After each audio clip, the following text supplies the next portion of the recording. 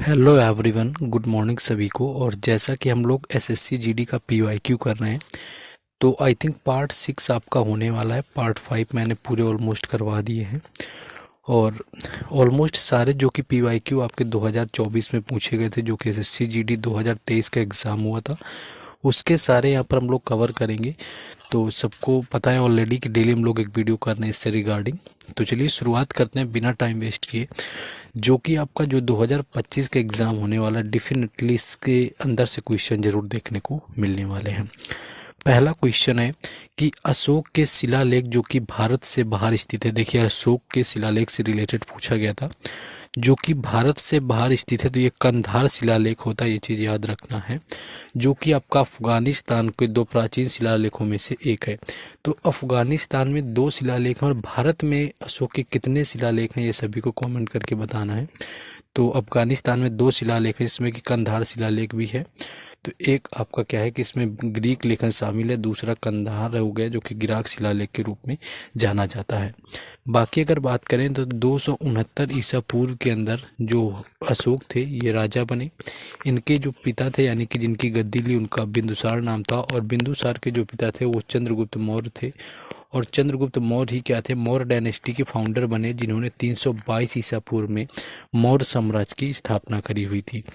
अशोक ने एक युद्ध लड़ा 261 ईसा पूर्व में, आपको याद रखना है 261 ईसा पूर्व में युद्ध लड़ा गया था, जो कि कलिंग का युद्ध था। और कलिंग को वर्तमान में उड़ीसा कहा जाता है, यानी कि उड़ीसा का जो क्षेत्र होता है ये कलिंग के नाम से जाना जाता है, ये आपको याद रखना है। नेक्स्ट हम लोग आगे आ जाएंगे अगले क्वेश्चन में। नेक्स्ट क्वेश्चन है कि 2018 में उर्दू का साहित्य अकादमी पुरस्कार किसे मिला हुआ था।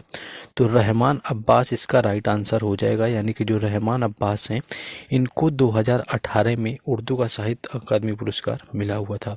हिंदी समय की प्रसिद्ध लेखिका चित्रा मुदगल समेत 24 लेखकों को वर्ष 2018 में साहित्य अकादमी पुरस्कार के लिए घोषणा की गई थी। तो ये जो साहित्य अकादमी पुरस्कार है, ये 24 भाषाओं में दिया जाता है, ये चीज़ आपको याद रखना है, जिसमें कि उर्दू के लिए अब्बास रहमान को दिया गया था। ये देखिए, फिर क्वेश्चन आपका हरित क्रांति से रिलेटेड आ गया। मैंने आपको ऑलरेडी बताया हुआ था कि जीडी का एग्ज़ाम हो और आपका हरित क्रांति से क्वेश्चन आए, ये बड़ी बात होती है। तो हरित क्रांति की बात करें कि इसकी शुरुआत जो है भारत के किस पंचवर्षीय योजना में हुई थी। यानी कि पंचवर्षीय योजना से ऑलमोस्ट क्वेश्चन पूछा जाता है और 2 सालों में लगातार ट्रेंड देखने को मिला है। तो हरित क्रांति की मैं बात करूं, 7वीं, 5वीं, दूसरी, तो एक्चुअली जो ये शुरू हुआ था, ये तीसरी पंचवर्षीय योजना थी, ये चीज़ आपको याद रखना है। यानी कि हरित क्रांति जो है वो तीसरी पंचवर्षीय योजना के समय पर आया हुआ था। और आप सभी को बता चुके हैं कि जो तीसरी पंचवर्षीय योजना थी, इसको सबसे असफल भी माना जाता है, क्योंकि भारत और पाकिस्तान युद्ध वगैरह इसी समय पर हुए थे। दूसरी चीज़ याद रखना है, इसकी शुरुआत जो है 1965 में हुई थी। और तीसरी पंचवर्षीय योजना को जो टाइम पीरियड था वो 1961 से लेकर के 1966 तक रहा हुआ था। हरित क्रांति की शुरुआत आपकी खाद्य एवं कृषि मंत्री एम सुब्रमण्यम के नेतृत्व में हुई थी। तो ये एग्जैक्ट पूछते हैं कि हरित क्रांति के समय भारत में कृषि मंत्री कौन था, तो ये एस सुब्रमण्यम थे, ये चीज़ भी आपको याद रखना है। एस सुब्रमण्यम के समय पर हुई थी। और भारत में हरित क्रांति के जो जनक थे वो एम एस स्वामीनाथन थे, ये चीज़ भी याद रखना है। और विश्व की बात करें तो विश्व में जो नॉर्मन बोरलॉग है, ये जो है हरित क्रांति के जनक थे, ये चीज़ याद रखना है। सबसे पहले पंजाब और हरियाणा राज्य में शुरू हुई थी, इसको भी याद रखना है। तो पंजाब और हरियाणा राज्य में सबसे पहले शुरू करी गई, इस चीज़ को भी यहाँ पर याद रखेंगे। नेक्स्ट अगला हम लोग यहाँ पर क्या देख सकते हैं, हाँ, 1965 में जो प्रधानमंत्री थे लाल बहादुर शास्त्री जो थे, भारत के प्रधानमंत्री रहे हुए थे, ये चीज़ भी याद रखना है, क्योंकि एग्जैक्ट पूछते हैं कि उस समय प्रधानमंत्री कौन था जब हरित क्रांति आई हुई थी। और एम एस स्वामीनाथन है, ये चीज़ आपको बता चुके हैं, जो कि भारत के अंदर जनक हैं, इस चीज़ को याद रखना है। विश्व के जनक नॉर्मन बोरलॉग, ये मैंने आपको बता ही दिया है, जो कि आपके क्या हैं, इसमें HY जो डी आपके वीज हैं यानी कि उनका यहाँ पर यूज किया गया था। ये चीज़ें आपको याद रखना है, यानी कि गेहूं की उपज वगैरह जो गेहूं चावल की थी उसको बढ़ाने के लिए आपका यूज किया गया था। नेक्स्ट आ जाते हैं अगले क्वेश्चन में। ये योजना अवधि तो अब इसके बारे में आपको तीसरी पंचवर्षीय योजना से रिलेटेड ये हम आपको करवा ही चुके हैं, पंचवर्षीय योजनाओं से रिलेटेड आगे नहीं कराएंगे। नेक्स्ट हम लोग सीधे क्वेश्चन में जंप करने वाले हैं। हाँ, नेक्स्ट क्वेश्चन जो हमारा आ गया है, मोस्ट फेवरेट क्वेश्चन हमेशा ही रहता है एसएससी का, कि छऊ नृत्य किस राज्य से संबंधित है। तो अगर छऊ डांस की बात करें तो ये भारत के 3 राज्यों में आता है। एक तो पश्चिम बंगाल, दूसरा उड़ीसा और तीसरा झारखंड। यानी कि इसको बोलते हैं कि पूर्वी भारत का नृत्य, यानी कि पूर्वी भारत में आपके ये तीनों आते हैं। तो ये पूर्वी भारत का नृत्य होता है छऊ डांस, जिसमें कि छऊ बोलते हैं अर्थशास्त्रीय नृत्य होता है उड़ीसा, झारखंड और पश्चिम बंगाल में। तो इस चीज़ को भी याद रखना है। इसके अलग अलग आपके प्रचार होते हैं। जैसे कि मैं बात करूँ तो जो पुरुलिया छऊ होता है, अगर आपसे एग्जैक्ट पुरुलिया छऊ पूछेगा तो पी से आपका पुरुलिया हो गया और पी से पश्चिम बंगाल।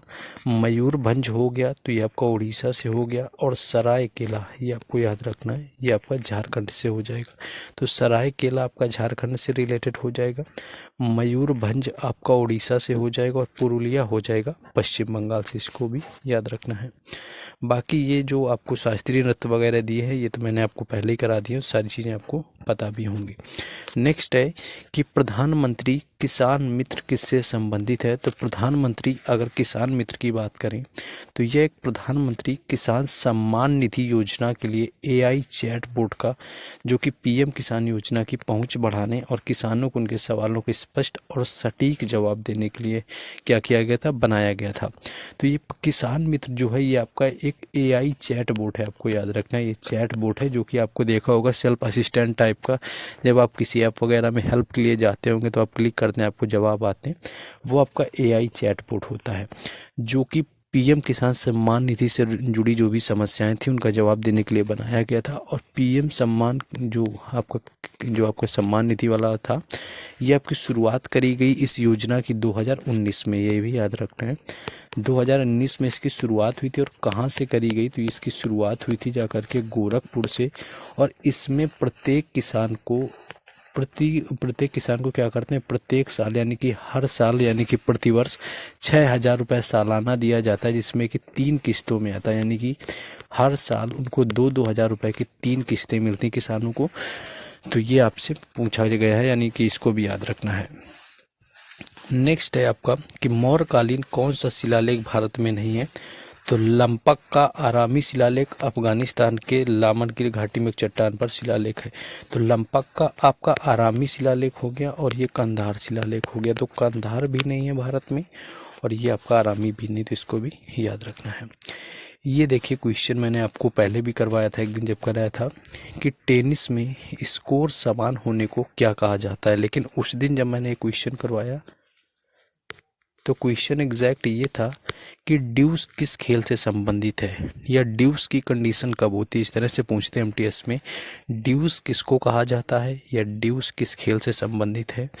तो ये आपका कब होता है, आपका वैसे तो बैडमिंटन में होता है।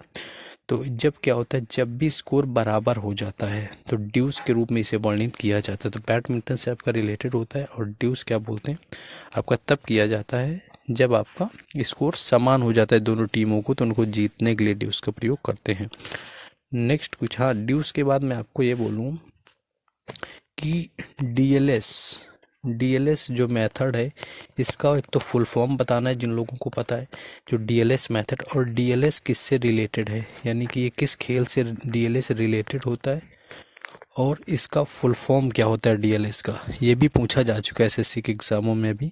तो जिन लोगों को पता होगा वो लोग कमेंट करेंगे इसका। नेक्स्ट है कि 2018 का साहित्य अकादमी पुरस्कार किसे दिया गया था। तो ये हिंदी के लिए मिला था चित्रा मुदगल को, उनके उपन्यास पोस्ट बॉक्स नंबर 203 नाला सुपारा के लिए दिया गया था। और ऊपर मैंने आपको उर्दू को बताया कि वो रहमान अब्बास को मिला हुआ था, हिंदी के लिए चित्रा मुदगल को मिला हुआ था। तो इसको भी याद रखना है।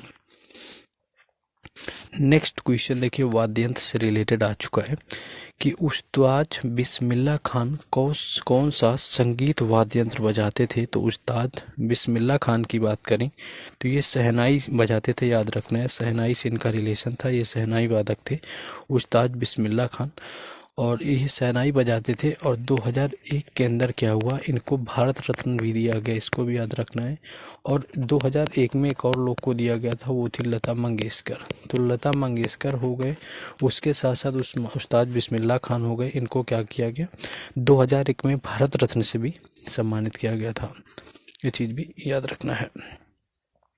नेक्स्ट क्वेश्चन है अगला कि जनगणना 2011 के अनुसार भारत में महिला साक्षरता दर में सबसे पिछड़ा राज्य कौन है। देखिए, महिला साक्षरता दर की अगर बात आएगी कि सबसे पिछड़ा राज्य कौन है, तो राजस्थान इसका राइट आंसर हो जाएगा। यानी राजस्थान की जो महिलाएं हैं वो पूरे भारत में सबसे कम साक्षर हैं। और वहीं पुरुषों की सबसे अधिक साक्षर की बात करी जाए कि पुरुषों में सबसे ज़्यादा कहाँ साक्षर है, तो वो केरल हो जाएगा। और सबसे ज़्यादा महिलाओं में भी साक्षर राज्य की बात करी जाएगी तो फिर उसका भी राइट आंसर केरल ही होता है। लेकिन सबसे कम साक्षरता की बात आती है तो वो राजस्थान ही हो जाता है। ये चीज़ याद रखना है। और एक और चीज़ याद रखना है, साक्षरता क्या होती है। देखिए, 7 वर्ष या उससे अधिक आयु का व्यक्ति होता है, यानी कि जिसकी उम्र 7 वर्ष हो या इससे ज़्यादा हो, उसको क्या करते हैं 7 वर्ष से या 7 वर्ष से ज़्यादा वाले व्यक्ति पर साक्षरता क्या करी जाती है, काउंट करी जाती है। यानी कि उससे अधिक व्यक्ति को अगर साक्षर होता है तो उसको साक्षर मानते हैं। यानी कि 7 वर्ष की आयु जरूरी है। भाषा में समझ के साथ साथ पढ़ और लिख सकता है, उसको साक्षर माना जाएगा। इसको भी याद रखना है कि साक्षरता किस उम्र से क्या होती है, तय की जाती है कि साक्षर कब आपका होगा। राजस्थान आपका लास्ट स्थान पर है। इसके साथ आपको और क्या देख लेना है, केरल आपका सबसे ज़्यादा पर रहता है, जाकर याद रखना है। इसके बाद लक्षद्वीप की साक्षरता दर आती है और 63% की साक्षरता दर के साथ में क्या है, बिहार, अरुणाचल प्रदेश और राजस्थान में सबसे पहले देश में अंतिम स्थान पर रहा हुआ। ये चीज़ भी आपको याद रखना है। बिहार की साक्षरता आपकी सबसे कम है, उसके बाद अरुणाचल प्रदेश की आती है और उसके बाद फिर राजस्थान की आती है। यानी कि सबसे कम साक्षरता के मामले में तीसरे नंबर पर राजस्थान आता है। लेकिन अगर केवल महिलाओं की बात करी जाएगी तो सबसे कम साक्षरता महिलाओं की जो है राजस्थान में ही देखने को मिलती है। नेक्स्ट क्वेश्चन है कि लोसर त्यौहार निम्नलिखित में से किस राज्य में मनाया जाता है। तो लोसर त्यौहार की मैं बात करूं तो अरुणाचल प्रदेश के साथ आपको सिक्किम ऑप्शन में दे देंगे। देखिए, यहाँ पर नहीं दिया हुआ है, सिक्किम भी देते हैं लोसर वगैरह का, तो सिक्किम आपका हो जाएगा इसका राइट आंसर। तो अरुणाचल प्रदेश में भी आपका लोसर मनाते हैं। और एक्चुअली ये किस धर्म से रिलेटेड अगर आपसे ये एग्जैक्ट पूछे तो ये बौद्ध धर्म से रिलेटेड है, इसको आपको याद रखना है। और यह मोनपा जनजाति के द्वारा मनाया जाता है, क्योंकि जनजाति भी अगर आपसे पूछे तो इसको मोनपा जनजाति आपकी मनाती है, ये आपको याद रखना है। ये कितने दिन तक चलता है, तो ये 3 दिनों तक चलने वाला त्यौहार होता है, जिसे तवांग में बड़ी ही धूमधाम से मनाया जाता है। देखिए, तवांग से ये याद रखना, अगर आपसे ये पूछे कि तवांग मठ कहाँ पर स्थित है, तो तवांग मठ आपको अरुणाचल प्रदेश में है, इसको याद रखना है। इस चीज़ को भी याद रख सकते हैं। नेक्स्ट अगला क्वेश्चन है कि आपका केरल का जो है वसंत त्यौहार, ये ओणम है, ये केरल में मनाते हैं और किस महीने में मनाते हैं कभी पूछे तो आपका ओणम का जो त्यौहार है वो सितंबर में मनाते हैं। असम का जो आपका वसंत महोत्सव होता है उसको रेंगाली बिहू कहते हैं और बिहू असम में मनाते हैं और साल में 3 बार आपका मनाया जाता है। लद्दाख में आपका लोसर महोत्सव मनाते हैं, ये तिब्बती बौद्ध धर्म से रिलेटेड आपका होता है, इसको भी याद रखना है। और लोसर क्या होता है, 15 दिनों का त्यौहार होता है, इस चीज़ को भी याद रखना है। तो ये कुछ क्वेश्चन है। नेक्स्ट क्वेश्चन आपका है कि हरित क्रांति का संबंध किस क्षेत्र से, बिल्कुल आसान सा क्वेश्चन पूछा गया था। एग्रीकल्चर यानी कि कृषि इसका राइट आंसर हो जाएगा, जिससे कि क्या है हरित क्रांति का संबंध है और इसको तीसरी पंचवर्षीय योजना में लॉन्च किया गया था। अमेरिकी कृषि वैज्ञानिक थे नॉर्मन बोरलॉग को हरित क्रांति का जनक माना जाता है। ये चीज़ें इन्होंने क्या किया था, उच्च गुणवत्ता वाले बीज बनाने पर इन्होंने काम किया हुआ था, जिसके बाद उन्हें नोबेल का शांति पुरस्कार से भी सम्मानित किया जा चुका है। यानी नॉर्मन बोरलॉग को जो है नोबेल का पुरस्कार भी मिला हुआ है। नेक्स्ट क्वेश्चन है, सरोजनी नायडू ने कांग्रेस के किस अधिवेशन की अध्यक्षता करी हुई थी। तो देखिए, सरोजनी नायडू क्या थी, ये पहली भारतीय महिला बनी, ये पहली भारतीय महिला थी सरोजनी नायडू जिन्होंने कांग्रेस अधिवेशन की अध्यक्षता करी। और कांग्रेस अधिवेशन की अध्यक्षता करने वाले अगर केवल महिला पूछे, भारतीय ना पूछे, तो 1916 में करी हुई थी एनी बेसेंट ने। तो 1925 का कानपुर का अधिवेशन था कांग्रेस का, जिसके अधिवेशन की अध्यक्षता जो है सरोजनी नायडू ने करी हुई थी, ये चीज़ याद रखना है। और इनसे रिलेटेड क्या याद रख सकते हैं, इन्हें नाइटिंगेल ऑफ इंडिया का खिताब दिया गया है, भरत कोकिला भी कहा जाता है। और गवर्नर यानी कि राज्यपाल का जो पद है, भारत में गवर्नर का पद संभालने वाली पहली महिला बनी हुई थी, यानी कि ये यूपी की गवर्नर बनी, जो कि सबसे पहली गवर्नर थी। तो ये कुछ क्वेश्चन है, जिन क्वेश्चंस के मैंने आपसे आंसर पूछे उनको कमेंट में बताना है। बाकी लाइक शेयर, चैनल को सब्सक्राइब करें। मिलते हैं नेक्स्ट PYQ पार्ट में। जय हिंद।